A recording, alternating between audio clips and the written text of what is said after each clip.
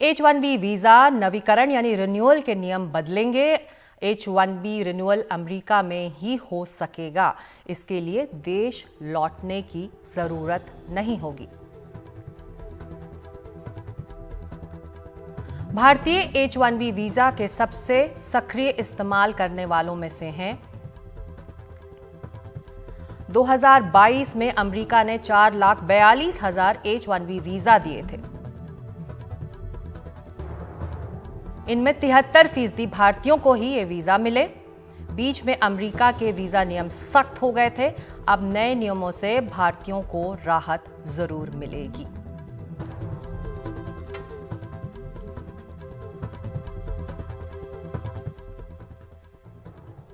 और इसी मुद्दे पर और ज्यादा चर्चा और इस मुद्दे को आगे बढ़ाने के लिए मेरे साथ अमेरिका से जुड़ रहे हैं अजय जैन भुतौरिया, जो भारतीय समुदाय में नेता हैं और साथ ही इंडो अमेरिकन कम्युनिटी लीडर हैं। नेशनल फाइनेंस कमेटी के वो लीडर रहे हैं और बाइडेन फॉर प्रेसिडेंट 2020 के वो अहम मेंबर भी रहे हैं।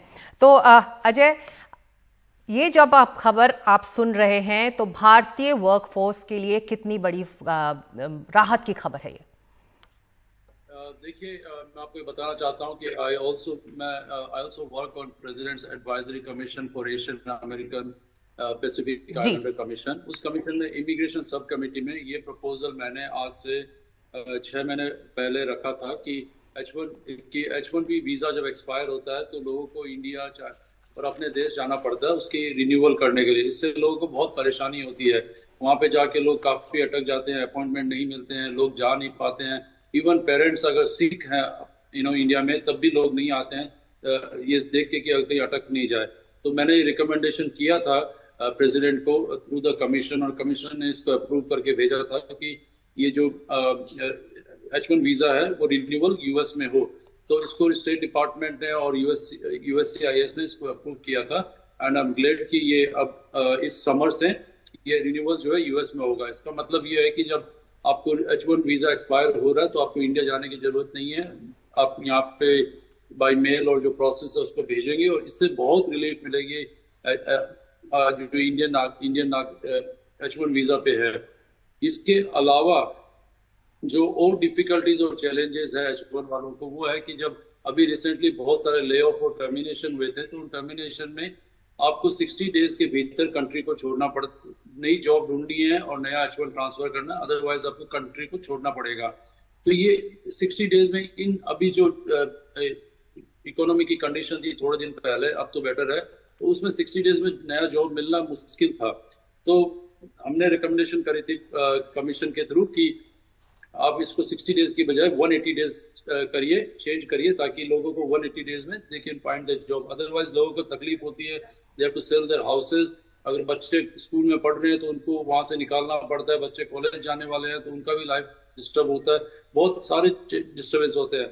तो जब हमने ये कहा कि जब आपने H1B वीजा दिया है और यहाँ पे जॉब करने की अपॉर्चुनिटी दी है तो इनको लाइफ में डिग्निटी मिलनी चाहिए and they have to have this opportunity. तो ये अभी रिकमेंडेशन अभी भी प्रोसेस में है, लेकिन अभी मोस्ट रिसेंटली USCIS ने एक नया अनाउंसमेंट किया है। उसमें कहा है कि अगर आपकी ऐसी कंपेलिंग सिचुएशन है जहाँ पे आपका जॉब का टर्मिनेशन हो गया H1 पे और आपको घर बेचना पड़ रहा है या और है, तो ऐसी सिचुएशन को आप डॉक्यूमेंट करके सबमिट करेंगे तो आपको employment authorization card, EAD card बोलते हैं, वो मिल जाएगा। तो you can work for any employer, you don't have to leave the country. तो ये बहुत बड़ी रिलीफ है।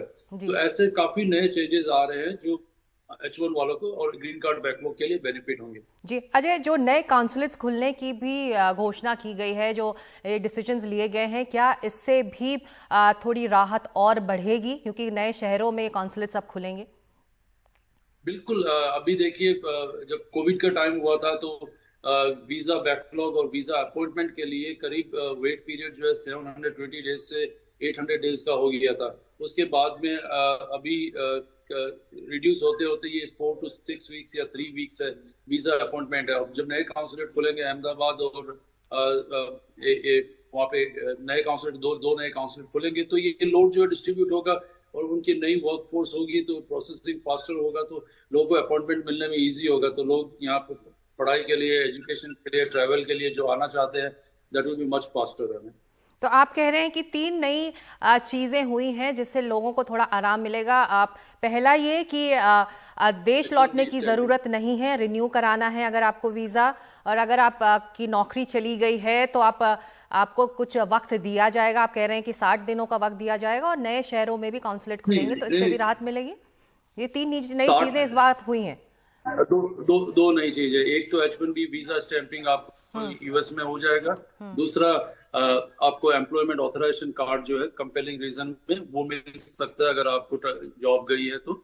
और तीसरा जो है 60 डेज को एक्सटेंड करके 180 डेज किया जाए, वो अभी भी इन प्रोसेस है, उसको अभी अनाउंस नहीं हुआ है। जी, और साथ ही जो आप कह रहे थे कि जो नए शहर जुड़ेंगे अब वीजा जो ऑथराइज होंगे वो कॉन्सुलेट्स उन देने के लिए, वो भी बड़ी बात होगी भारतीय वर्कफोर्स के लिए। बहुत शुक्रिया अजय आपका हमारे साथ जुड़ने के लिए। और एक तरह से इस ट्रिप से, प्रधानमंत्री के इस ट्रिप से ये बड़ी राहत की खबर आई है H1B वीजा को लेकर।